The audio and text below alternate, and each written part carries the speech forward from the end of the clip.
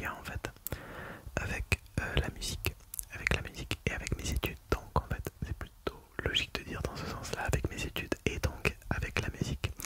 Donc voilà, voilà, parce qu'en fait dans la dernière vidéo, vous avez été beaucoup à me demander des informations, en fait à me demander des trucs, à me dire que ça pourrait être une bonne idée de faire une vidéo en vous racontant un peu des trucs sur la musique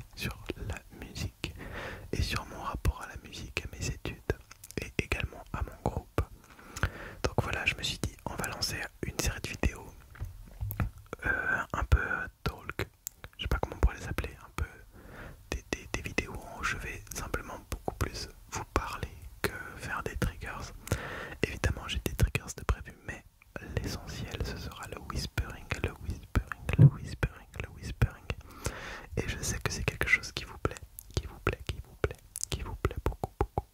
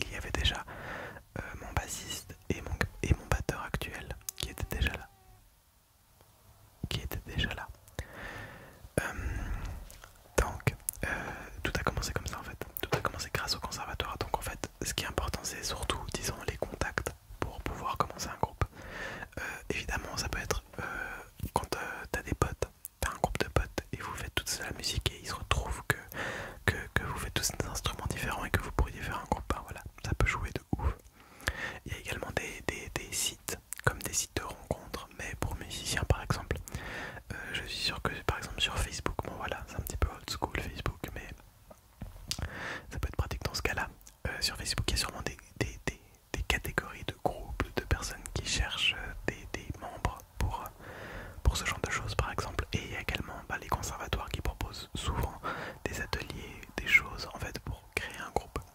Et donc voilà, avec ce groupe, avec mon groupe, on a commencé à travers cet atelier. Donc voilà, la première année, il y avait des gens en fait totalement différents. Comme je vous ai dit, il y avait que mon bassiste et mon batteur actuel, ainsi que moi. Mais il n'y avait pas encore mes deux guitaristes, les deux guitaristes. Donc voilà, dans mon groupe on est 5. Il y a deux guitaristes, un bassiste, un batteur et un chanteur. Et donc voilà, on a fait plusieurs années à ce conservatoire dans l'atelier. Donc qu'est-ce que c'est? Pourquoi est-ce qu'on a continué en fait pendant si longtemps l'atelier?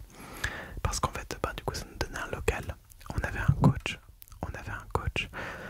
Un coach qui nous permettait en fait de nous faire progresser. Tout simplement, c'était un professeur du conservatoire. Donc voilà. En fait, on était, disons qu'on avait un cadre qui nous permettait d'être assez disciplinés en fait. Donc ça, c'était assez cool. Et on avait des concerts qui étaient en fait comment dire, on avait des concerts qui étaient c'était pas nous qui devions chercher pour avoir des concerts, on avait forcément genre 2 ou 3 concerts dans l'année. Donc ce qui est plutôt sympa. Bon, c'était des concerts bénévoles, mais ça reste de l'expérience sur scène et c'est trop cool. Et du coup voilà, on a commencé comme ça. Et on a continué comme ça pendant longtemps. On avait pas beaucoup de compos parce que c'est pas vraiment un cadre où les compos elles étaient faciles à faire, on va dire. Donc on avait quand même peut-être 3 compos en tout, dont on en a gardé qu'une au final, mais enfin voilà, on a dû composer 3 musiques je pense au total. Et sinon on faisait beaucoup de reprises, donc évidemment comme l'atelier c'était un atelier pop rock, on faisait de la pop rock. Donc voilà, et on fait d'ailleurs toujours un peu ces reprises, hein, mais ça veut dire du Radiohead par exemple avec Creep. On fait du U2 avec All Along the Watchtower. Alors je dis U2, mais je sais qu'il y a aussi une version de Jimi Hendrix et tout. Je sais pas laquelle on fait. Mais bref, on fait du Run to You de Bryan Adams, on fait du Beatles avec Come Together, on fait pas mal de vieilles chansons. Mais là par exemple récemment on a aussi fait, je sais pas, on veut faire Titi et Pony de Maneskin. Ça on n'a pas encore fini de la travailler, mais pour dire qu'on fait aussi du pop rock récent. On avait, je sais plus moi ce qu'on avait, mais au tout début par exemple des musiques qu'on fait plus maintenant, mais quand on a pu faire au début, on avait le Every Breath You Take de Police. On avait, comment elle s'appelle, Knocking on a Heaven's Door. Et enfin bref, on avait plein de musiques, donc beaucoup de classiques, plein de trucs qui sont déjà très connus et tout. Mais voilà, ça nous a permis d'avoir un répertoire de base, donc ça c'est plutôt cool. Et ça nous a permis évidemment de commencer à réussir à jouer en groupe en fait. Ça c'est quand même quelque chose qui est assez compliqué. C'est facile, entre guillemets, hein. C'est plus facile de jouer tout seul que de jouer avec d'autres gens. Et quand on est 5 en plus, il faut qu'on se coordonne tous et tout. Quand il y a des moments un peu plus intimes dans une chanson, il faut que tout le monde se baisse plus ou moins au même moment, avec la même intensité plus ou moins. Il faut vraiment avoir ce jeu de regard par exemple entre les gens, etc. Quand il y a un solo guitare ou un solo... en général c'est souvent des solos guitare, hein,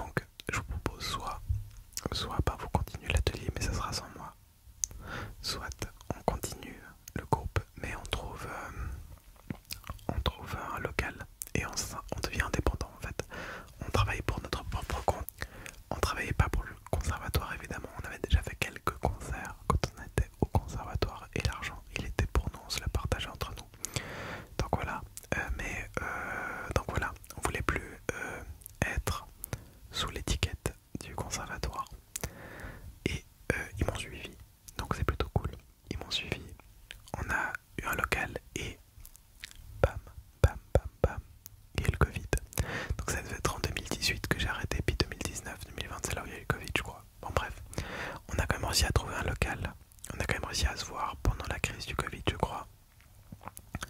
Et on a commencé à répéter. Donc voilà, pendant le Covid, c'était plus compliqué également.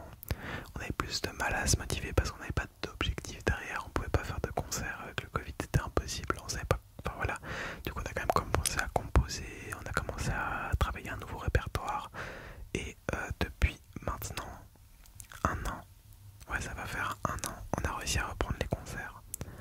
Donc là, de plus en plus, on a des dates qui se mettent les unes après les autres et tout. Et c'est trop cool. Et du coup, on est juste trop content. Là, on fait plein de concerts et tout. Ben, la dernière fois que je vous ai vu, ben, je vous ai parlé probablement d'un concert qu'on a fait qui était vraiment incroyable. Un concert en juillet là. C'était vraiment une ambiance de folie. On était trop contents. Et du coup, voilà. En fait maintenant, donc on a notre local. Enfin, notre local. En fait, on sous-loue un local. Donc, c'est pas notre local, mais on peut aller jouer dans un local.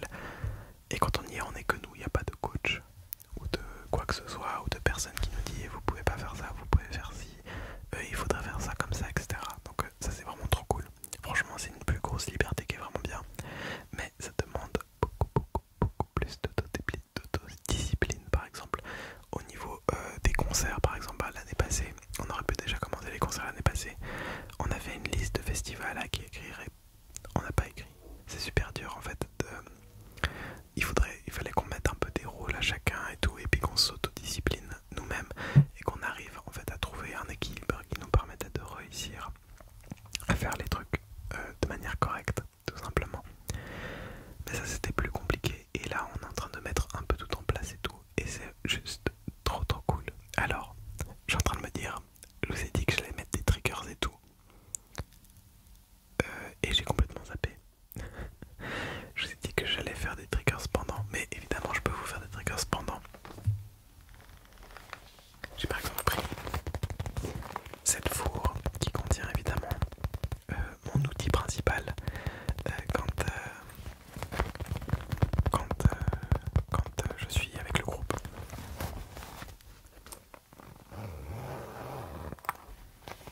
Vous l'aviez déjà vu en plus hein, quand j'ai fait une vidéo pour tester tous les micros. D'ailleurs n'hésitez pas à la voir, franchement cette vidéo c'est une des plus qualies que j'ai pu faire.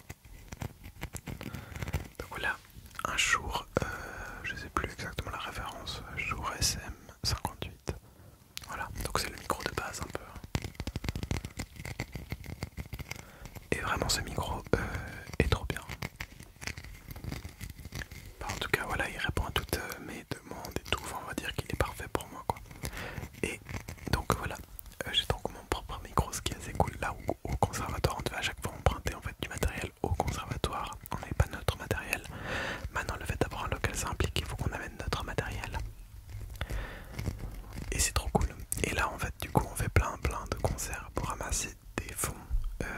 Et notamment en fait déjà on a profité déjà un peu de ces fonds pour améliorer notre matériel. Pour l'instant on se paye pas nous, parce qu'on n'en a pas besoin on va dire. On gagne pas assez pour que ça soit vraiment intéressant pour nous payer on va dire. Mais on garde en fait pour le groupe, pour faire des dépenses pour le groupe. Notamment par exemple la mise à niveau d'un programme pour pouvoir faire du mixage ou enregistrer ce micro, ainsi que un ampli voix ou ce genre de trucs.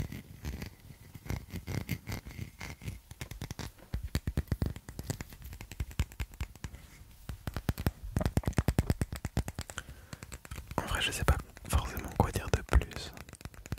Enfin, il y aurait tellement, en fait, il y a tellement de choses à dire. Il y a tellement de choses à dire sur plein de trucs. Je pourrais vous parler de nos compos. Nos compos elles sont vraiment... Enfin, moi je surkiffe toutes nos compos pour l'instant. On en a 6 pour l'instant. Et on vise à en faire beaucoup plus évidemment. On aimerait bien passer du stade à faire des reprises et des compos. À faire que des compos sur scène, vous voyez. Parce qu'il y a plein de festivals, il y a plein d'endroits qui préfèrent en fait si on joue que des compos. Ça c'est plus attirant on va dire, ça donne plus envie. Et en plus ben voilà quoi. Des fois c'est un peu pénible au niveau des droits d'auteur, même si du coup ben, si on chante nos chansons on a droit aux droits d'auteur. Mais voilà.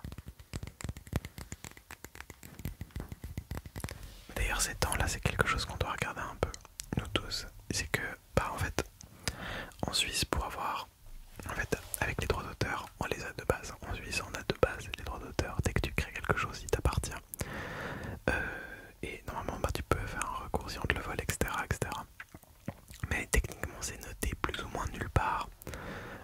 c'est pas des morceaux enregistrés ou quoi, ils ont pas vraiment de vraies traces ou quoi.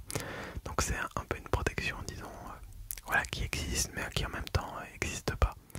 Et du coup, pour vraiment avoir une protection, on va dire plus, et en plus de ça, pouvoir gagner de l'argent grâce aux droits d'auteur, c'est à dire que, bah, par exemple, si on joue nos morceaux à un festival, et ben, ce festival va devoir payer les droits d'auteur et on recevra donc de l'argent des droits d'auteur, etc. Pareil, si ben, du coup il se trouve que quelqu'un d'autre chante notre chanson ou joue notre chanson, bah là on peut aussi gagner des droits d'auteur là-dessus. Mais bon, voilà, pour ça déjà il faudrait que nos chansons soient jouées par quelqu'un d'autre que nous, c'est pas encore près d'arriver. Mais on sait jamais.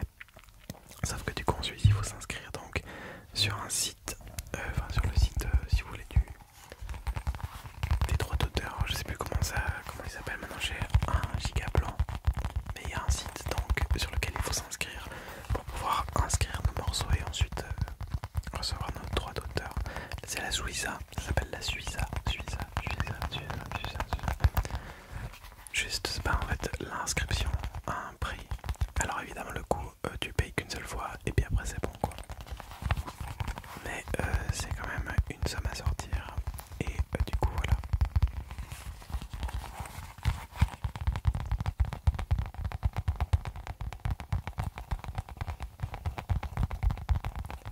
Et je pense qu'on va terminer avec une dernière anecdote, on va dire. Mais je referai des vidéos pour parler de mon groupe, mais parler plus précisément de certains trucs. Là, c'était vraiment pour vous parler un petit peu de comment j'ai réussi à trouver un groupe, un petit peu comment ça s'est produit, le fait qu'on se soit indépendantisé. Donc vraiment un gros résumé de plein de trucs. Mais du coup, dernièrement, qu'est-ce qu'on a dû faire à cause, en fait, je vous en ai parlé, de mon otite. Moi, je me suis dit, il faut que je me protège. Faut que je me protège du son et tout, et que je le fasse vraiment bien. Et avec les boules qui est, donc ce genre de truc, les protections auditives un peu comme ça là, c'est pas suffisant. Enfin, c'est pas idéal du tout. Du coup, qu'est-ce qu'on a fait? On a acheté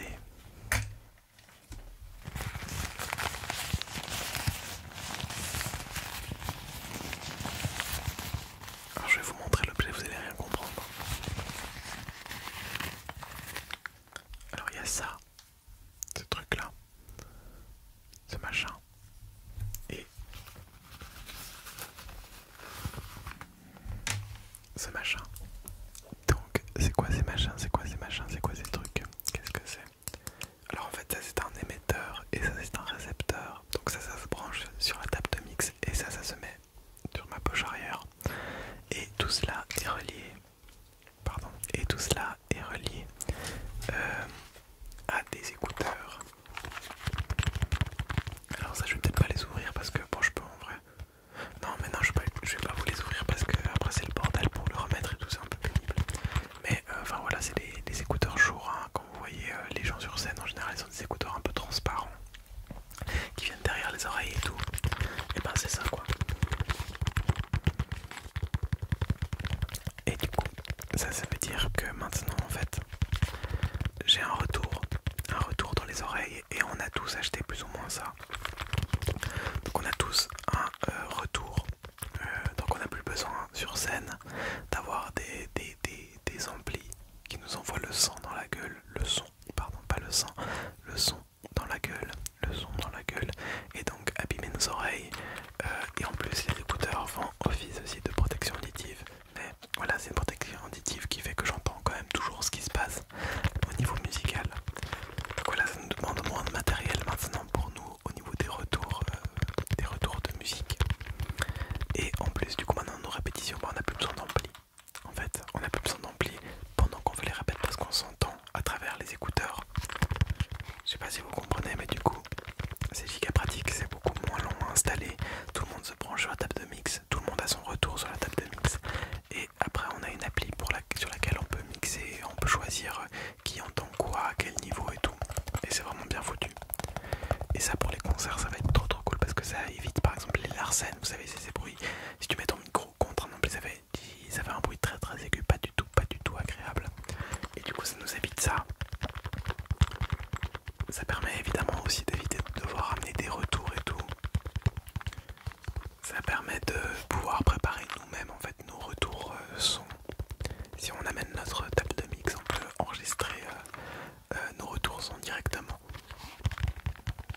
ça c'est super pratique également comme ça en fait. Bah il y a tout un truc qu'il n'y a plus besoin de faire et tout. Si on doit venir nous-mêmes préparer un petit peu tout le matériel et tout, bah c'est vachement pratique quoi. C'est vraiment super pratique et c'est trop cool. Et en plus ça nous protège auditivement. Donc voilà, moi après mon otite j'avais un peu peur de me reblesser à ce niveau-là. Donc on a trouvé cette solution et tout ça c'est des trucs qui ont été payés en partie par nous et en partie par l'argent qu'on s'était fait en concert justement. Donc cet argent en concert bah, il permet de faire ça. Mais on arrive à l'info finale, que je voulais vous parler. C'est un énorme projet qu'on a avec le groupe et c'est trop cool. Pourquoi on fait des concerts dedans? Parce que du coup on a déjà acheté ce matos et évidemment on fait des concerts parce que un groupe c'est là pour faire des concerts. Enfin, vous avez bien compris que si on répète c'est pour pouvoir jouer sur scène et tout, parce que sinon ça n'a pas grand intérêt évidemment. Mais pourquoi ces temps spécifiquement on essaie de faire pas mal de concerts et qu'on cherche à garder nos fonds, l'argent qu'on reçoit, et bien c'est pour pouvoir pouvoir préparer tout court en fait un album, un petit album, un album. Donc voilà, on a pour projet de faire un album. On aimerait trop commencer à enregistrer d'ici fin 2023. Le truc c'est qu'il faut encore qu'on compose pas mal de musique. On est bien évidemment en train de travailler tout ça, mais là on est à 6 compos et il nous en faudrait aller 10 à 12. 10 à 12 compos, mais c'est quelque chose qui va assez vite. On a plein d'idées, on a plein de compos qui sont déjà en fait en cours et tout. Et du coup, normalement, courant 2024, le premier album de Mad Mondays sort. Normalement. Donc voilà, en fait, je vous ai même pas dit le nom du groupe avant, mais mon groupe s'appelle Mad Mondays. Donc voilà, je me mets aussi à la fin pour que ceux qui étaient vraiment intéressés puissent le savoir, mais voilà. On est trop content de pouvoir avoir cette opportunité, franchement. Si on arrive à le faire et qu'on arrive à le sortir en 2024, c'est le feu. Ça serait vraiment incroyable. Et évidemment, je vous partagerai ça sur la chaîne ASMR. Parce que si on le sort, on le sortira évidemment pas en mode CD et tout, je pense. On le sortira plutôt sous forme Spotify, YouTube Music, Deezer ou j'en sais rien. Enfin, je sais même plus tout ce qui existe et tout, mais vous avez compris, genre sous format plutôt digital sur internet, etc. Sur les plateformes de streaming musical, évidemment. Donc voilà, j'ai beaucoup parlé, ça fait presque une demi-heure que je parle.